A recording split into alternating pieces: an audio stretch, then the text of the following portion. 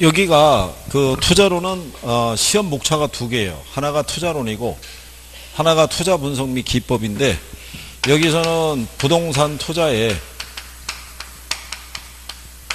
위험과 수익에 기초해서 문제를 내주는 거고, 여기는 요 투자 분석이 있죠. 예, 요 투자 분석이 이걸 기초로 이루어지는 거죠. 현금 흐름이 있죠. 예. 그리고 요 기법이 요 현금 흐름을 기초로 할인 기법하고 이걸 쓰니까 이쪽은 여기서 한 문제, 여기서 한 문제, 여기서 한 문제 이렇게 나오고, 그 다음에 여기서 묶어서 하나 나오고, 그리고 계산 문제가 한 2개 들어오는 거죠. 그렇게 되면 한 6개 나오겠죠. 투자로는 평균적으로 계산 문제가 한 2개 정도가 들어오는데, 계산 문제를 버리더라도 이론만 가지고도 한 4개는 맞출 수가 있어요. 이론 자체를 어렵게 주는 건 아니니까. 그럼 우리가 이제 현금 흐름에 대해서는 이거 한 거 기억하시죠?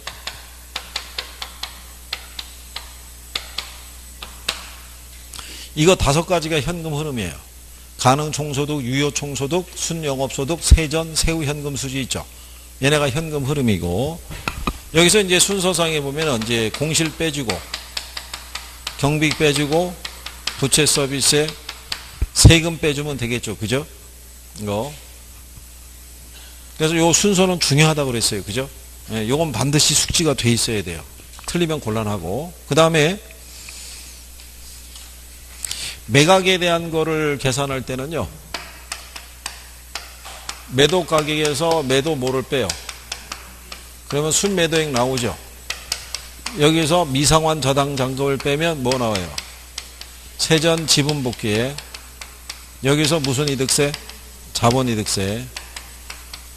그러면 이제 세후 지분 복귀가 나온다는 거. 여기도 활용할 수 있을 때 요 자본이득세의 위치 정도만 헷갈리지 않도록 주의를 하시고, 영업소득세하고 헷갈리지 않도록. 그 다음에 여기서는 요 소득세 계산하는 것 있죠.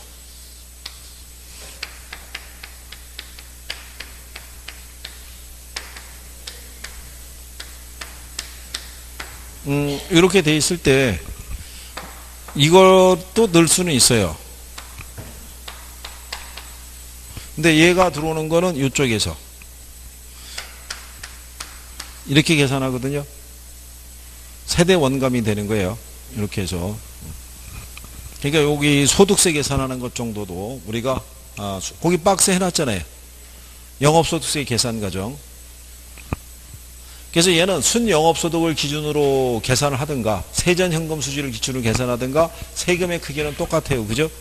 네, 그러니까 그거는 그래서 순서 과정까지는 반드시 숙지가 돼 있어야 된다는 거.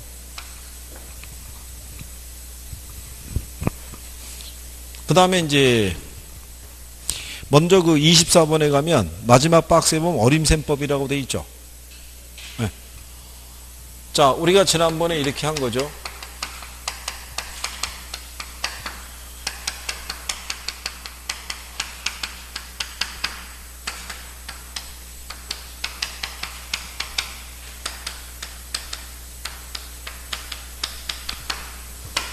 요 조소득 승수하고의 역수 있죠. 역수면 뭐 돼요?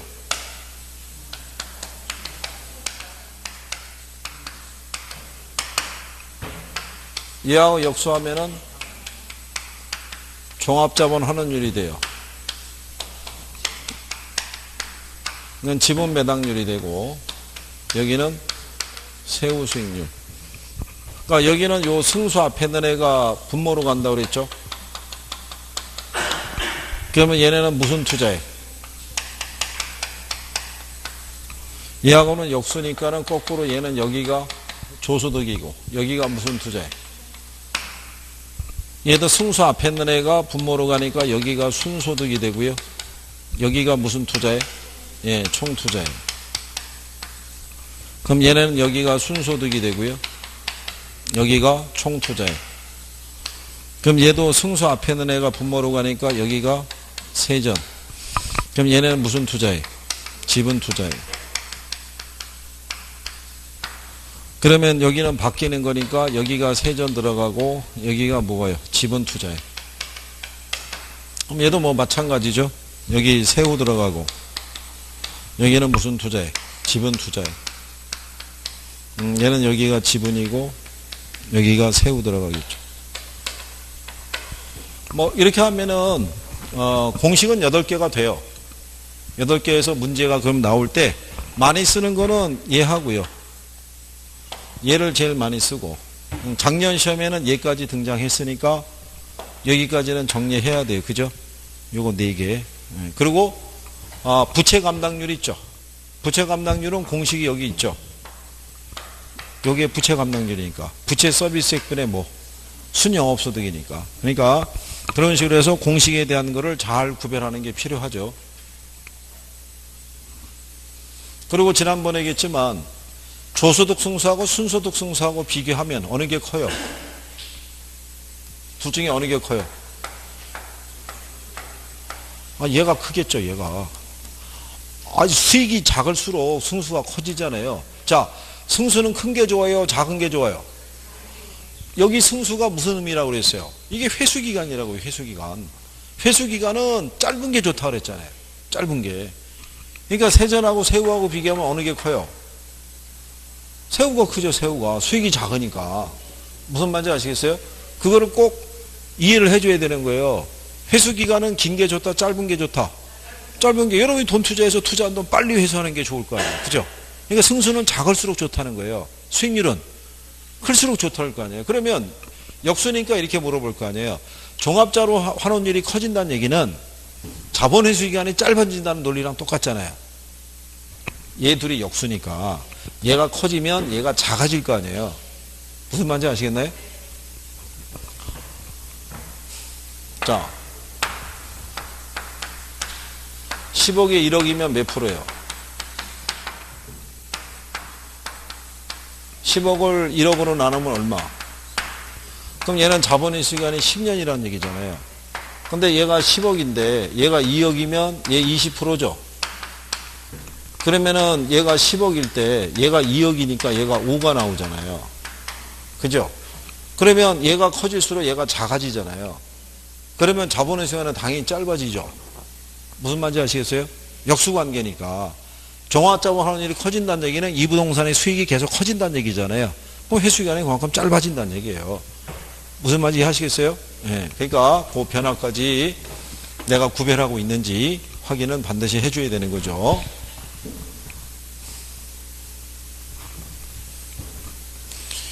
그 다음에 이제 그 뒷페이지 가서 이제 그 비율 분석법에 보면은 상단에 대부 비율이라고 있죠. 자, 거기 보면은 굵은 글씨 해놨죠. 대부 비율에다가 자기 자본 비율을 합하면 1이 나오는 거예요. 그게 부동산 전체 가치가 되겠죠. 무슨 말인지 아시겠나요? 네. 그거까지는 기억해달라는 거죠. 대부 비율하고 자기 자본 비율을 합하면 1이 된다. 이렇게도 출제할 수 있는 거예요. 지문으로. 그 다음에 여기서 우리가 이제 꼭 알아야 될 것은 부채 감당률이죠. 그러니까 부채를 감당하는 하는 능력을 우리가 보는 거니까 1보다 커야 돼요. 그죠? 네, 그래서 1보다 크면 클수록 여기서 벌어들인 수익으로서 뭐를 감당할 수 있다는 거예요. 빌린 돈을 감당할 수 있다라고 얘기하는 거죠. 대신에 채무 불이행률 있죠. 채무 불이행 가능성은 큰 게 좋다, 작은 게 좋다. 작은 게. 그래서 채무 불이행률은 1보다 작을수록. 그죠? 그래서 우리가 여기서 얘기하는 부채 감당률하고 채무 불이행률 있죠. 얘네 둘을 유동성 비율이라고 그래요. 그러니까는 부채 감당률이 1보다 클수록, 그 다음에 채무 불이행률은 1보다 작을수록 뭐가 높다는 거예요. 유동성이 높다라고 해놓은 거잖아요. 거기다 지문에 해놨잖아요. 부채 감당률이 1보다 클수록 유동성이 높은 것으로 판단이 된다. 채무 불이행률에 가면 수치가 1보다 작을수록 유동성이 높은 것으로 평가된다. 이렇게 돼 있죠. 그러니까 두 개를 우리가 대표적인 유동성 비율이라고 보는 거예요. 무슨 말인지 하시겠죠? 그 다음에 그 밑에 가면 투자 분석 기법 구분에서 할인 기법 있죠. 순수, 내현, 그래서 4가지 있다고 그랬어요. 그거는 기본적으로 숙지하고 가야 돼요. 네. 그 다음에 이제 앞 페이지로 돌아오시게 되면 할인연금 수지 분석법이라고 있어요.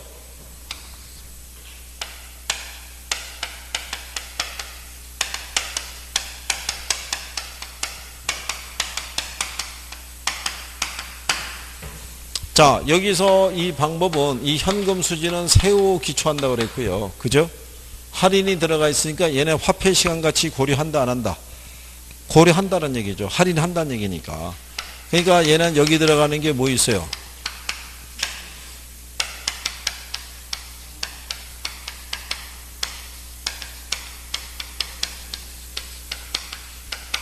이렇게 구성이 되어 있잖아요. 그죠?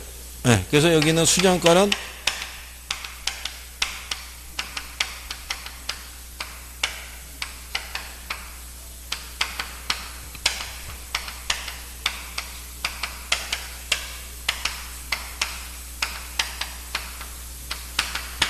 요걸 빼서 계산하는 거고, 그죠?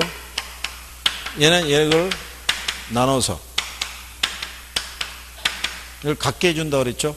그래서 얘는 0보다 크거나 같으면 투자하고 1보다 크거나 같으면 투자하고, 얘는 뭐하고 비교해서?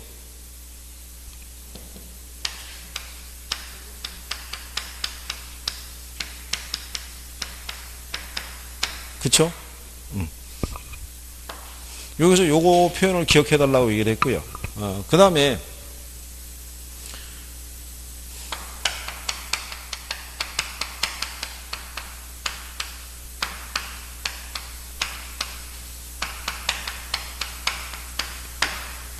자, 단일 투자일 때는요. 순영가가 0보다 크다는 얘기는 수익성 지수가 1보다 크고 내부 수익률이 요보다 크다는 얘기예요. 그러면 독립적 투자 안에서는 수영가가 0보다 크면 수익성 지수는 단일 투자일 때는 얘가 0보다 크면 얘가 1보다 크고 얘가 요수보다 크다라는 거예요. 똑같은 결과가 나온다는 거예요. 그러면 독립 투자 안에서는 얘가 0보다 크면 얘는 여기서는 이게 똑같은 결과가 나온다 그랬잖아요. 독립적인 투자 안에서는 똑같은 결과가 나와요, 안 나와요? 예? 빨리 나온다고 얘기를 해줘요. 나온다고. 같은 거라고요. 단일 투자이나 독립 투자이나. 그렇잖아요? 이거 말고 상호 배타적인 투자안이 나오면 서로 다른 결과를 초래할 수 있다고요. 그죠? 우리가 취약한 게 용어가 바뀌어지면 취약하잖아요. 단일 투자이나 독립된 투자이나 이건 똑같은 결과가 나오고, 상호 배타적이라는 것은 여러 개의 투자안이 있을 때란 말이에요. 그때는 서로 다른 결과가 나올 수 있어요, 없어요? 있다고요. 그래서 여러분들에게도 이거 표현을 쓴다고요. 결과가 똑같다는 얘기는. 그렇죠? 그래서 여기는 내부 수익률은 이걸 같게 해주니까 우리가 수년가를 뭐로? 0으로, 수익성 지수를 뭐로? 1로 이렇게 해준다라고 표현해 준 거예요. 그죠? 기억하나요? 그리고 수량가법하고 내부 수익률법을 놓고 판단할 때 어느 게 더 우월하다고 얘기했어요? 수량가법이 더 우월한 거예요. 그죠? 그러니까 그런 내용까지는 기초적으로 정리가 돼 있어야 되는 거죠. 그렇죠?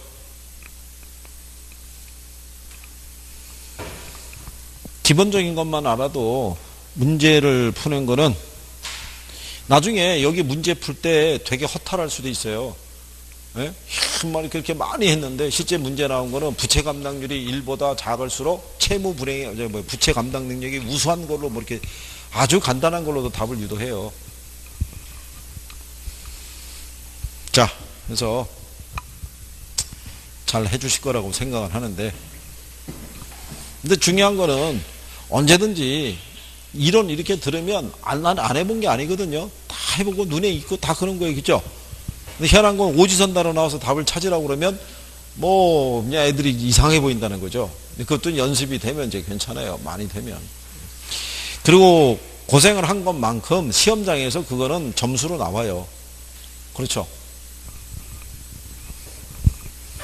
요즘은 뭐 민법은 잘 나오나요? 원래 민법 걔는 과목의 특성이 그래요. 시험이 끝날 때, 막 임박할 때까지 그러고 가요. 그러고 해서 시험장에 갔을 때 이제 그게 점수로 이제 이게 표출이 되고 그래요. 그 자체가. 그래서 모든 학원에서 민법 성적, 원래 그래요. 모의고사 보면 학교는 성적이 평균이 좀 더 나와요. 민법에 비해서. 쭉 나오고. 그래도 이제 그거를 포기하지 않고 계속 정리를 하고 계속 반복해서 듣다 보면, 그러면 이제 그 시험장에서 점수로 귀결이 되는 거죠. 풀지 못하는 문제를 내고 풀라고 그러는 건 없어요. 다 풀 수 있는 문제를 주죠. 그죠? 단 제한된 시간이니까 우리가 실수와 착각을 하거나 이제 그런 거죠. 아예 공부가 안 돼 있거나 뭐 그런 거니까. 자, 거기 10번에 가시면 수익성 부동산의 장래, 현금 흐름에 관한 설명으로 맞는 거 물어봤죠? 자, 1번에 가면 유효 총소득은 순영업소득에 뭐를 가산해서 계산해요? 영업 경비를 가산해서 그 다음에 순영업소득에서 뭐를 공제하면 부세 서비스액이 산출이 돼요. 실전에서 이렇게 한번 출제한 적이 있어요. 순영업소득은 5,700, 세전이 1,700. 그러면 부채 서비스액이 얼마겠어요? 5,700과 1,700의 차이니까 얘가 얼마?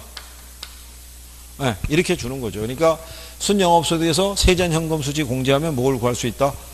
부채 서비스액을 구할 수 있는 거예요.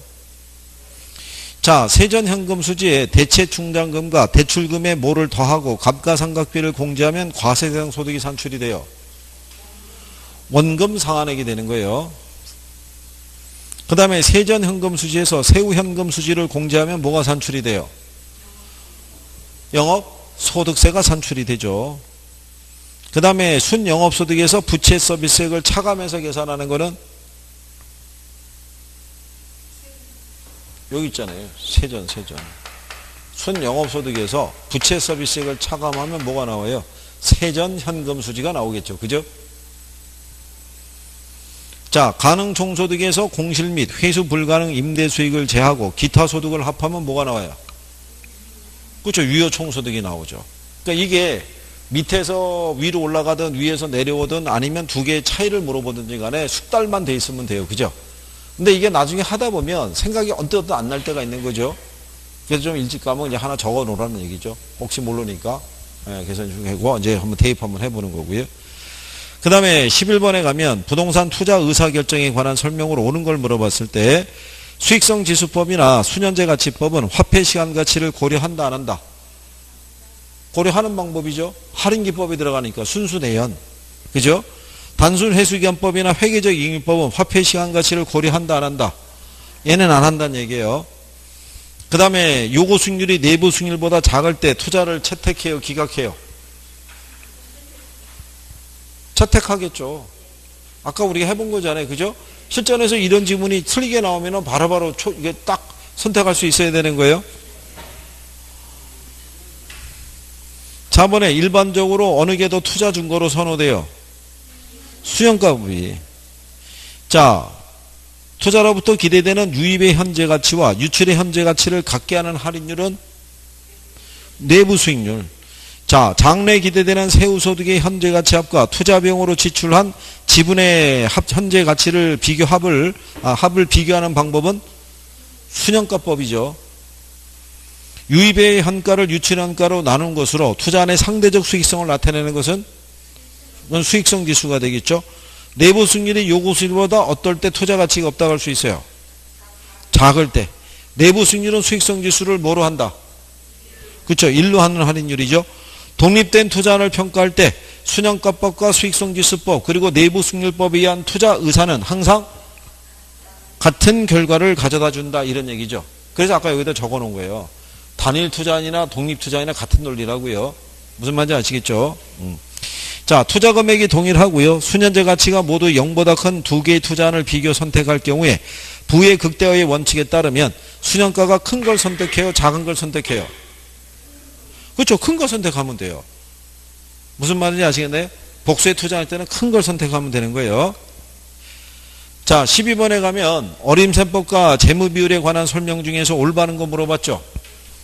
부채 감당률이 1보다 어떨 때 순영업소득이 매기간의 원리금 상환액을 감당하기에 부족하다는 걸 의미하는 거예요. 그렇죠. 1보다 작을 때. 자, 뒤로 넘어가시면 종합자본 환원율의 역수는 뭐가 돼요? 순소득 승수죠. 총자산 회전율은 투자된 총자산에 대한 어디의 비율?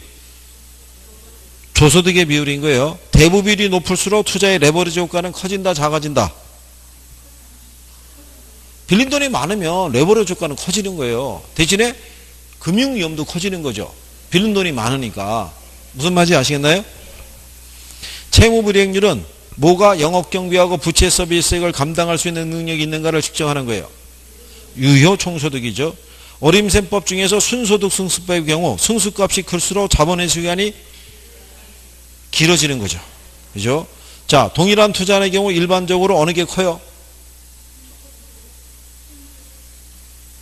아니, 조금 아까 한 거잖아요. 조금 아까. 얘하고 비교하면 어느 게 커요? 얘가 크죠, 얘가. 얘가 적죠. 자, 지난번에 우리가 이렇게 해준 거 아니에요?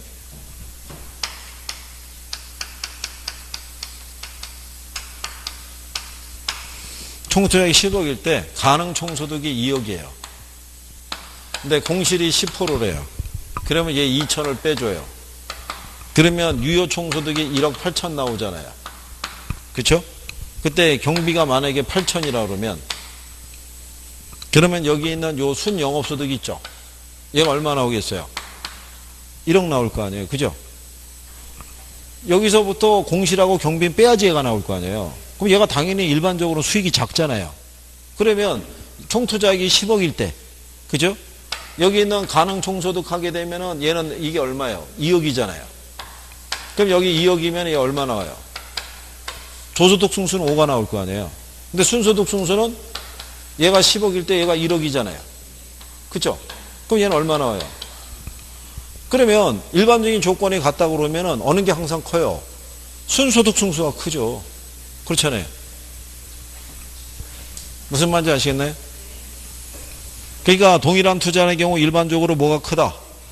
순소득 승수가 큰 거고, 자, 동일한 투자의 경우에 일반적으로 세전과 새우 중에 뭐가 커요? 새우가 큰 거죠. 새우가 수익이 제일 작으니까.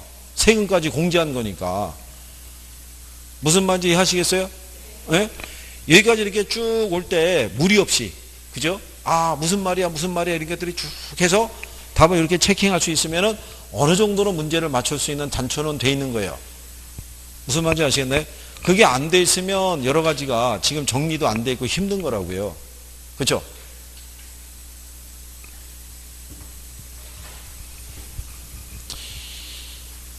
잘 할 수 있어요. 그죠? 이 정도만 하더라도. 그러니까 이거를 가지고 이제 활용을 하는 거죠. 우리 저기 연휴 때 한가위 때 보라고 자료 준 거 있잖아요. 그건 이제 계속 이렇게 훑어보다가 막히면 이론 한번 와서 보고, 어차피 이제 시험이 가까울수록 내가 보는 자료가 한정이 돼 있어야 돼요. 이것도 보고 저것도 보고 그러면 안 되고 늘상 보는 거 가지고 자꾸 돌아가야 되는 거예요. 무슨 말인지 아시겠나요? 네. 그래서 그렇게 해주시고, 여기까지 오늘은 하신 거고, 다음 주에 이제 금융에서부터 다음 뒤에 것까지 마무리 하시면 돼요. 그리고 여기 뒤에 자료에 보게 되면, 간평 있죠? 간평 가면은 가격 공시에도 있죠? 그건 여기다가 정리 다 해드린 거예요. 토지 가격, 그 다음에 주택 가격, 이렇게 해서 이게 박스로 처리 다 해놨으니까 최소한 그 정도는 숙지가 돼야 돼요. 그 이제 마지막 뒤에 있는 거 문제를 우리가 또 한 번에 쭉 읽으면서 끝날 수 있을 거 아니에요. 그죠? 이게 중개사 시험은 어디까지나 회독싸움이에요. 누가 한 번 더 도느냐가 중요한 거예요. 그러면 이해가 안 됐을 때 돌 때 하고요. 나름대로 계속 돌던 게 있다가 조금씩 알아가기 시작할 때 정도 되면은 도는 속도도 빨라지고 걔네들이 이제 쫙 분리돼서 안착하기 시작해요. 남은 저기 17일을 하루를 3일처럼 써야 돼요. 그렇죠? 왜냐하면 우리가 너무 초반에 물 쓰듯이 썼잖아요. 여러분, 그죠? 에? 한 200일은 그냥 썼고 나머지 가지고 어떻게 해보는 거 아니에요? 그러니까 오늘도 변함없이 남아서 공부하고, 그죠? 예, 이제는 올인하는 거예요, 여기다가. 그죠? 후회가 되지 않도록. 그래요. 자, 오늘은 여기까지 하도록 하겠습니다. 고생했습니다. 수고하셨습니다.